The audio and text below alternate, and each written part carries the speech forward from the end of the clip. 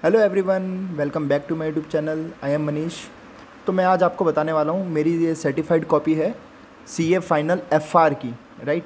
अब अगर आप इसमें देख पा रहे हो तो मेरी इसमें एग्जामिशन है, 66 नंबर मेरे आए थे एफआर में। मैंने दिसंबर 21 में एग्ज़ाम दिया था।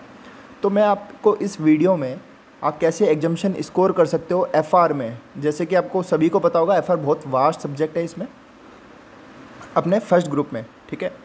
तो देख लेते हैं एक बार। मेरी ये सर्टिफाइड कॉपी है, इसमें मेरे 66 हैं और मैंने कैसे पढ़ाई करी थी वो भी मैं आपको बताऊंगा, और कैसे आपको अपना पेपर को प्रेजेंट करना है। मेन इंपॉर्टेंट थिंग तो यही होती है कि आपको पेपर में कैसे लिखना है।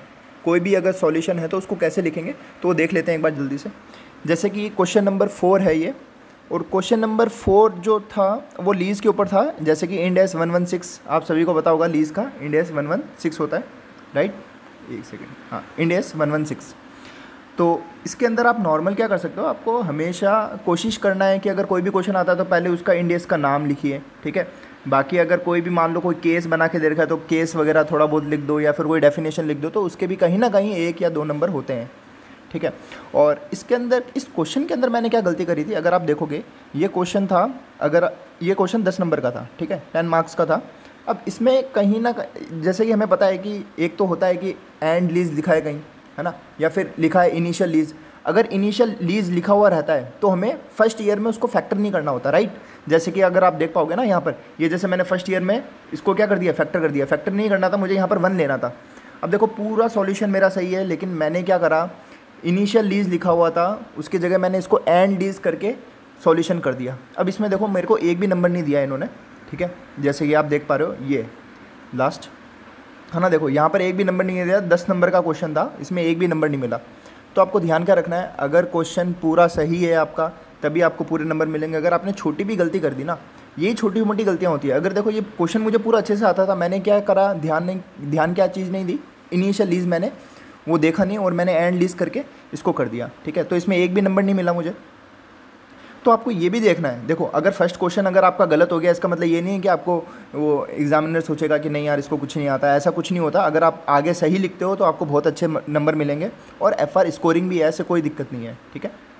तो देखो फोर्थ का बी, अब फोर्थ का जो बी क्वेश्चन था, ये क्वेश्चन 6 नंबर का क्वेश्चन था, ठीक है, और ये था शेयर बेस्ड पेमेंट पे, ठीक है। तो शेयर बेस्ड पेमेंट पे यहाँ पर मैंने कुछ इंडेस का नाम लिखा नहीं, तो आप इंडेस का नाम भी यहाँ पर आप लिख सकते हो, इंडेस कौन सा इंडेस है ये, ठीक है। और इसमें देखो नॉर्मल आपको वर्किंग नोट बनाना ही है। नॉर्मल अगर आप ये जैसे ये लिखा हुआ है, मैंने ये लिखा हुआ है, ठीक है, इनके भी नंबर होते हैं। जैसे इसमें स्टेप मार्किंग के 3.5 नंबर मुझे मिले, यहाँ पर लीज का आप लिख दो। अब इसके बाद आपको क्या करना है, ये नहीं छोड़ना है, इसके बाद आपको यहाँ पर जनरल एंट्री भी करनी है, ठीक है। जनरल एंट्री ये देखो, इसका 1 नंबर होगा, इसका 1 नंबर होगा, इसका भी 1 नंबर होगा, ये टोटल 2.5 के होंगे टोटल। तो इसमें देखो 6 में से मुझे 6 मिले हैं, राइट। तो अगर देखो इसमें ज़रूरी नहीं है हर जगह आप इंडेस का नाम लिखो, लेकिन अगर इंडेस आपको आ रहा है, नाम पता है आपको, तो आप लिखिए ना, क्या दिक्कत है, राइट। तो आगे देखते हैं। अब जैसे क्वेश्चन नंबर ये 4 का सी, ठीक है, ये इंडेस 34 पे था।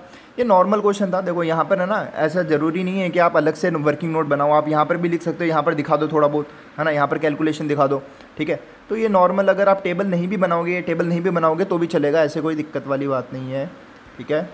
तो देखो ये 4 नंबर का था, तो इसमें मुझे फुल 4 नंबर मिल गए। और आप लास्ट में, आपको ये नहीं है कि केवल आपने लिख दिया, सॉल्यूशन लिख दिया, हो गया, है ना, आपने कैलकुलेशन कर दिया, सॉल्यूशन हो गया आपका। नहीं, आप थोड़ा बहुत इसमें समझा भी सकते हो कि अकॉर्डिंग टू ये वो जो भी है ना, कितना आपका करंट प्रॉफिट है या जो भी लॉस है, ये सब भी बता सकते हो, ठीक है। तो अब ये क्वेश्चन नंबर 6, अब इसमें ये थ्योरी का क्वेश्चन था, क्वेश्चन नंबर 4। अब इसके अंदर ये शायद 4 नंबर का था, राइट। और इसके अंदर account change in accounting policy करके कोई जो टॉपिक है उसके ऊपर था। तो ये मैंने नॉर्मल डेफिनेशन लिख दी है, ठीक है। ये अपना क्वेश्चन का पार्ट हो गया, कुछ क्वेश्चन का पार्ट ले लिया मैंने, उसके बाद यहाँ पर ये ऐसे करके मैंने कंक्लूजन दिया। लेकिन इसके अंदर मुझे कुछ ज़्यादा कोई स्कोर हुआ नहीं, कहीं ना कहीं मैंने गलती कर दी होगी। तो इसके अंदर मुझे 1 नंबर मिला था 4 में से, ठीक है। अब देख लेते हैं क्वेश्चन नंबर 6 का बी। अब ये 6 का बी था इंड एस 115 से, ठीक है। तो 115 ये आई थिंक 6 नंबर का होना चाहिए, 4 या 6 नंबर का था, ठीक है।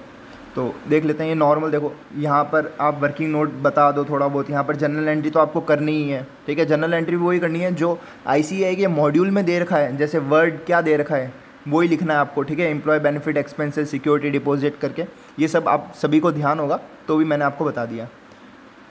तो इसके अंदर देख लेते हैं, मुझे टोटल मार्क्स इसमें 3.5 मिले हैं। मेरे हिसाब से ये 4 नंबर का था, 4 या 6 नंबर का, ठीक है। तो अब क्वेश्चन नंबर 6 का सी देख लेते हैं। अब 6 का सी था वैल्यूएशन ऑफ क्लोजिंग स्टॉक का।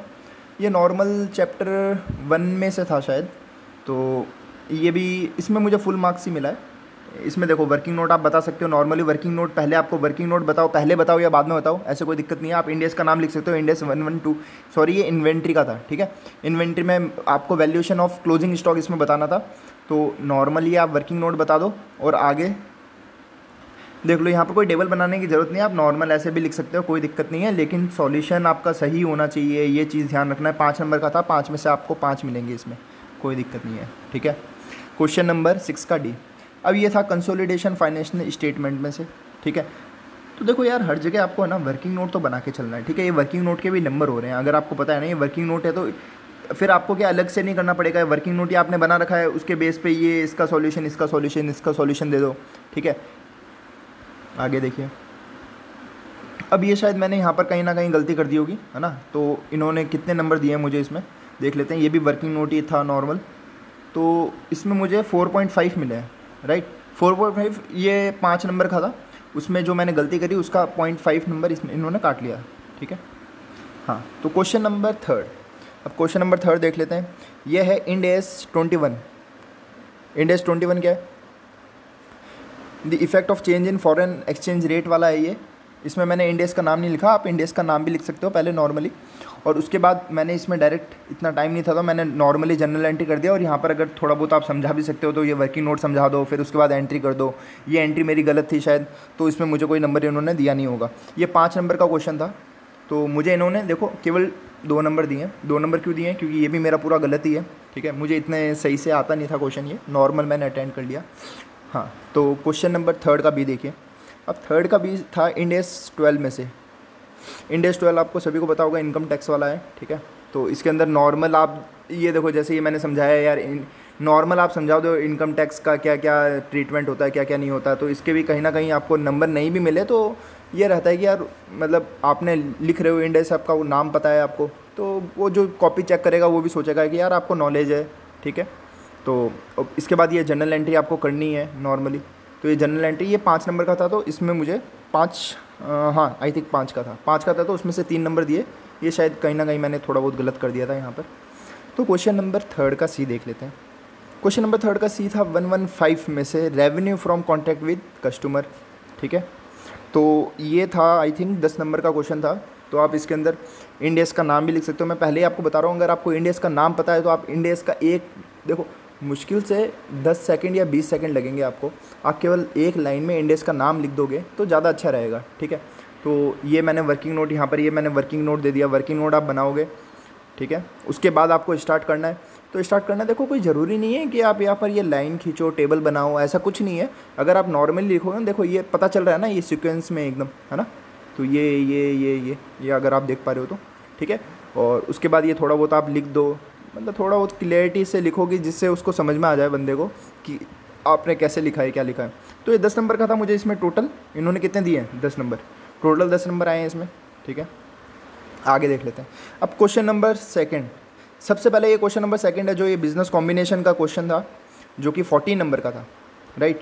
अब इसके अंदर आप नॉर्मली मैंने बताया जैसे वर्किंग नोट आप बना सकते हो, वर्किंग नोट दो, है ना, कोई दिक्कत नहीं है। देखो इसके भी 2 नंबर है, 2 1.5 नंबर है, राइट। आगे देख लेते हैं। हाँ, तो इसके अंदर ये भी अभी वर्किंग नोट ही चल रहा है, ये भी वर्किंग नोट ही चल रहा है, ठीक है। आगे हाँ, यहाँ से स्टार्ट है। यहाँ से अगर आप देखोगे तो बैलेंस शीट बनानी पड़ती है हमें, बैलेंस शीट बनाना है आपको। ये बैलेंस शीट भी ध्यान रखना है आपको, किस हिसाब से बनाओगे, जो फॉर्मेट आपको ध्यान ही होगा, ठीक है, उस हिसाब से ही उसी फॉर्मेट में बनाना है आपको, ठीक है। हाँ, तो इसमें मुझे टोटल इन्होंने 9.5 दिए हैं 14 में से। अब कहीं ना कहीं यहाँ पर जैसे गुडविल निकालनी थी, तो मैंने गुडविल शायद ये ऑटोमेटिक ऐसे गुडविल हो गई, या फिर मैंने इसमें कहीं ना कहीं कुछ गलती कर दी होगी। तो हो ही सकता है कि वर्किंग नोट में यार अगर आप कहीं ना कहीं गलती कर दोगे तो दिक्कत रहेगी, ठीक है। अब जैसे यहाँ पर है ना, हो सकता है कि इसमें 4 नंबर का तो केवल यही हुआ, ये अदर इक्विटी था, ये मुझे इतना अच्छे से समझ में नहीं आ रहा था, तो ये बैलेंसिंग फिगर लिख दिया था। नॉर्मली ये सही है, मेरा टोटलिंग वगैरह सही है, लेकिन यहाँ पर मैंने कहीं ना कहीं कुछ गलती कर दिया होगा, क्योंकि इसका मैंने वर्किंग नोट मुझे बना के बताना था। अब मैंने उस टाइम मेरे हो सकता है कि टाइम नहीं था मेरे पास, तो वर्किंग नोट मैंने बनाया नहीं। तो देखो यार, छोटी मोटी चीज़ों का आपको ध्यान रखना है। अब इसमें मेरे देखो कितने का 14 का था तो 9.5 ही मिला, मतलब 4.5 नंबर तो ऐसे ही मेरे चले गए। तो अच्छा यही रहेगा कि हर चीज़ का वर्किंग नोट बना के चलो आप, तो उसमें कोई दिक्कत नहीं आएगी, वो चेक करेगा तो उनको पता चल जाएगा, ठीक है। तो क्वेश्चन सेकंड का बी, क्वेश्चन सेकंड का बी जो था वो कैश फ्लो स्टेटमेंट में से था और ये 6 नंबर का था। ये बहुत ही ईजी क्वेश्चन था, इसमें ऐसा कुछ खास था नहीं। तो आप लिख सकते हो, देखो नॉर्मली ऐसे समझा दो यार, इसमें लिख दो ना अकॉर्डिंग टू इंडेस करके, जो भी इंडेस का नाम है ये लिख दोगे तो कोई दिक्कत नहीं है यार, इतना छोटा मोटा सभी को आता है। अगर आप कर रहे हो तो आपको इंडेस के नाम याद हो ही जाएंगे, ठीक है। अगर आपको इंडेस का नाम याद नहीं है तो मत लिखिए, उसका कोई नंबर तो होता नहीं है, और लेकिन कोई नंबर देते भी मिलता भी नहीं है इसका, तो नॉर्मल है बस। अगर आप लिखोगे तो अच्छा रहेगा, बस वही है, ठीक है। तो ये आपको नॉर्मल फॉर्मेट बना देना है, लिख देना है डायरेक्ट, है ना, ज़्यादा इतना कुछ करना नहीं है। तो ये कितने का था, ये 6 नंबर का था, 6 नंबर का था, उसमें से मुझे 5.5 मिले। तो कहीं ना कहीं हो सकता है कि 1-2 पॉइंट मैंने कुछ समझाया नहीं हो या कुछ मैंने लिखा नहीं हो, तो उसका आधा नंबर काट लिया होगा उन्होंने। हाँ, तो क्वेश्चन नंबर फर्स्ट का ए देख लेते हैं, ठीक है। क्वेश्चन नंबर फर्स्ट का ए था फाइनेंशियल इंस्ट्रूमेंट में से, और ये था 12 नंबर का, 12 नंबर का था। तो ये नॉर्मल देखो कैलकुलेशन आप ऐसे कर सकते हो, यहाँ पर कोई आपको ऐसा नहीं है कि फॉर्मेट बनाओ, लाइन बनाओ, वो करो ये करो, इतना टाइम ख़राब मत करना। अगर आपके पास फ्री टाइम है, एग्ज़ाम आपने दे लिया, पूरा पेपर पूरा सॉल्व कर लिया, उसके बाद अगर आपके पास 2 मिनट या 1 मिनट है, उसके बाद लास्ट में आप लाइनें वगैरह सब खींच सकते हो अगर आपके पास टाइम है तो, ठीक है। तो इसके अंदर ये फर्स्ट वाली एंट्री मैंने शायद गलत कर दी होगी, और बाकी ये थोड़ा बहुत इन्होंने कर दिया है, नंबर दे दिया है इसमें। यहाँ पर भी मैंने कोई टोटलिंग वगैरह या कुछ अलग से कुछ मिस्टेक कर दिया होगा यहाँ पर, राइट। तो देख लेते हैं, इसमें मुझे 5.5 ही मिले हैं 14 में से।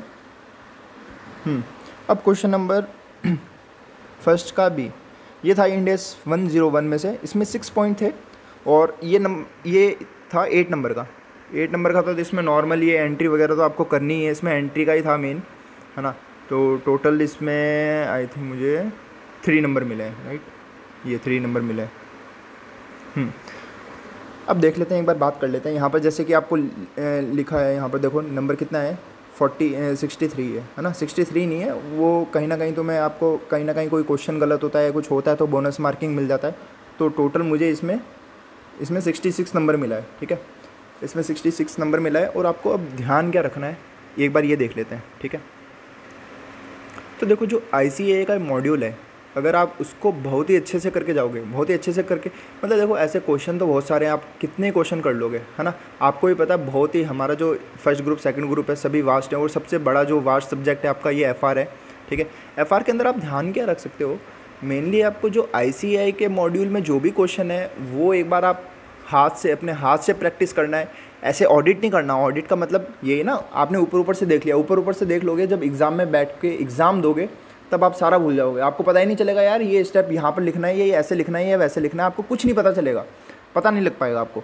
तो अच्छा यही रहेगा कि या फिर आप मॉक टेस्ट वगैरह देना चाहो तो सबसे अच्छी बात है कि मॉक टेस्ट दे दोगे तो आपको पता रहेगा कि यार कैसे लिखना होता है। तो उस टाइम में कहीं ना कहीं आपको कुछ ना कुछ गलतियाँ आपको पता चलेगी, उस चीज़ों को सुधार लेना, ठीक है। और सेकेंड बात, जितने भी क्वेश्चन है मैंने आपको बता दिया, जितने भी क्वेश्चन है आपको हाथ से प्रैक्टिस करने हैं, हाथ से प्रैक्टिस करने हैं। अगर मान लो कोई इलस्ट्रेशन, ऐसा नहीं है कि आपको इलस्ट्रेशन छोड़ देना है, इलस्ट्रेशन तो करना ही है यार, इलस्ट्रेशन में से डायरेक्ट ही क्वेश्चन आ जाता है। अगर आप देखोगे ना पास्ट एंड देखोगे FR का, तो ऑलमोस्ट मॉड्यूल में से ही क्वेश्चन आता है। हाँ, हो सकता है थोड़ा बहुत कभी अबव एवरेज या एवरेज आ जाए, लेकिन ये है कि आपको स्पीड बना के चलनी पड़ेगी। आपको बिना स्पीड के आप ऐसे नहीं सोच सकते कि मैं आराम से लिखूंगा करूँगा, भाई मैं आराम से प्रैक्टिस करूँगा, धीरे धीरे लिखूंगा और पेपर कर लूँगा। काफ़ी जनों का FR में अटेंड ही नहीं होता 100 नंबर का, ठीक है यार, एटलीस्ट अटेंड तो करो। आप 100 नंबर का अटेंड करोगे तभी तो वो नंबर देगा आपको, ठीक है। तो ये चीज़ आपको ध्यान रखनी है। और बाकी मैंने आपको बता ही दिया है, मॉड्यूल के सारे क्वेश्चन हाथ से प्रैक्टिस होने चाहिए आपके। अगर नॉर्मल क्वेश्चन है, कोई थ्योरी का क्वेश्चन है तो यार ऊपर से देख लो, कोई दिक्कत नहीं है, लेकिन जो क्वेश्चन प्रैक्टिकल है यार कम से कम उसको तो करके जाओ। जैसे कि आपको पता है इंडेस 115, 116 और फाइनेंशियल इंस्ट्रूमेंट वाला, कंसोलिडेशन वाला, राइट। कंसोलिडेशन के बाद अगर आप देखोगे तो एक हाँ कंसोलिडेट बिजनेस कॉम्बिनेशन वाला, ये बहुत ही ज़्यादा इंपॉर्टेंट चैप्टर है। कम से कम ये कवर करते हैं आपके 40 to 50 मार्क्स, तो यही कवर कर लेते हैं। अगर आप देख पा रहे हो ना यहाँ पर, जैसे 14 नंबर का बिजनेस कॉम्बिनेशन वाला आ गया, तो आप ये भी एक लगा सकते हो। देखो आइडिया वैसे तो इसमें ऐसा कुछ इतना है नहीं, जैसे अगर कोई क्वेश्चन आ गया आपका पिछले अटैम्प्ट में बिजनेस कॉम्बिनेशन का आ गया, तो अब की बार जो क्वेश्चन आएगा, क्वेश्चन नंबर फर्स्ट, वो आएगा कंसोलिडेशन में से आएगा या फाइनेंशियल इंस्ट्रूमेंट में से आएगा, ठीक है। तो हाँ, हो सकता है कि बिज़नेस कॉम्बिनेशन में से आ जाए, लेकिन बहुत ही कम चांस है बिज़नेस कॉम्बिनेशन के। कम से कम 99% चांस तो यही है कि आपका जो क्वेश्चन आएगा फर्स्ट, वो बिज़नेस कॉम्बिनेशन में से ना आके कोई दूसरे चैप्टर में से आएगा, क्योंकि बहुत सारे चैप्टर हैं हमारे यहाँ पर। तो बहुत सारे चैप्टर में से जो इंपॉर्टेंट चैप्टर हैं, जैसे फाइनेंशियल इंस्ट्रूमेंट हो गया, वो आपको बहुत ही अच्छे से करना है। कंसोलिडेशन वाला हो गया, वो भी बहुत ही अच्छे से करना है आपको। बिज़नेस कॉम्बिनेशन वाला गया, बहुत ही अच्छे से करना है। और 115 और 116 इंडेस, वो भी बहुत अच्छे से करना है। तो यार ये सारी चीज़ों का ध्यान रखना। और मैं आपको इसका भी बता दूंगा। देखो, मैंने ये एफ़आर का तो डाल दिया है ना, मेरी पूरी सर्टिफाइड कॉपी मैंने डाल दी है। अब एफ़आर के बाद मैं आपको अपना एसएफएम का भी मैं वीडियो डाल दूंगा, तो वो भी आप देख लीजिएगा मैंने कैसे सॉल्यूशन किया है, क्या किया है, तो आपको उस आइडिया लग जाएगा कि आपको एग्ज़ाम में कैसे लिखना है। Okay, thank you.